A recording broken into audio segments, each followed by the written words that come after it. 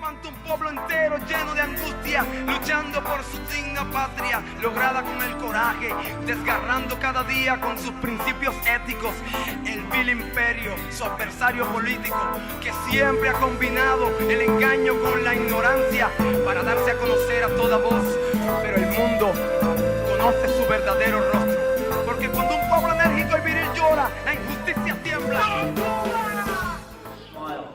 On the face of four wives as we travelled around the city, and it brought a smile to my face as well as we were going around the Beatles Museum.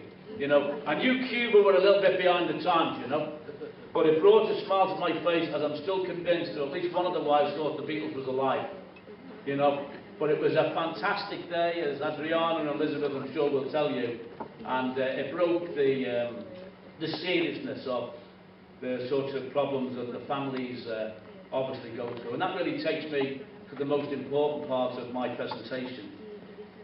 Solidarity, as I said, is absolutely crucial. We've seen that in all of our lives. But what we've tried to do over this last 4 years is to break the silence in America itself. You know, convening a meeting along with the 4 largest unions in America took place 4 years ago, along with the brilliant Leonard Weinglass. How we miss him. How we miss him, you know. And it surprised me when you looked at progressive leaders like the USW's own Leo Gerard, fantastic person, you know, a fantastic person.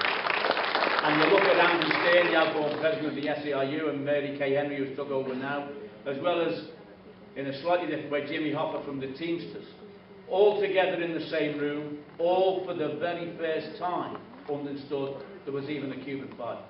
It's just unbelievable.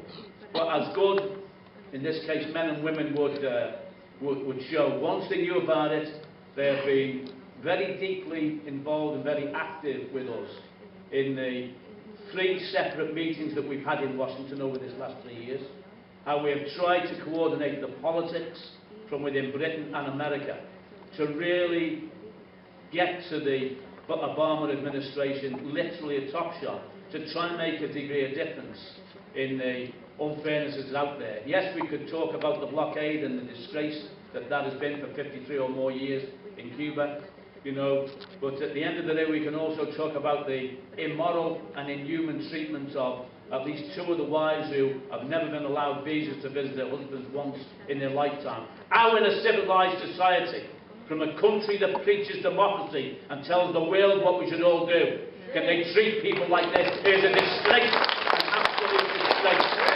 You know. And of course, the trial and the injustice and the freedom of the 5 is out there. But we tried to, in coordination with the CTC and the Cuban government, bring all of our thoughts together, starting with visitation. Now, you may have noticed or you may not have noticed some of the things that's been going on here. But here's where we're actually at the moment.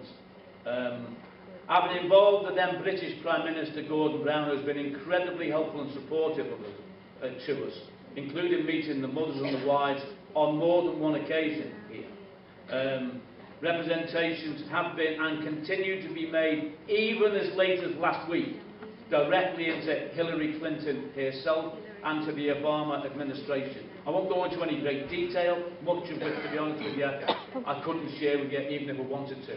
But, you know, we're at that level. We're even at discussions at the moment, now we're in opposition in the UK, where the Shadow Foreign Secretary Douglas Alexander is talking with our Secretary of State, William Hague, about, yes, visitation, but about other things as well. So the politics of trying to pressurise for fairness and justice on visitation as well as freedom, using what is supposed to be the special relationship between the UK and America, has and is taking place for the last 4 years. You know, the involvement of the 4 American unions, we're hoping for that 4 to soon grow to 5 as we reconvene our meeting in Washington after the Obama election. And if there's one thing we all wish for, is that lunatic Romney doesn't get in, because we might as well cut our wrists and throw ourselves up a cliff, you know, so, someday. Se levanta un pueblo entero lleno de angustia, luchando por su digna patria, lograda con el coraje, desgarrando cada día con sus principios éticos el vil imperio, su adversario político, que siempre ha combinado el engaño con la ignorancia para darse a conocer a toda voz. Pero el mundo conoce su verdadero rostro, porque cuando un pueblo enérgico y viril llora, la injusticia tiembla.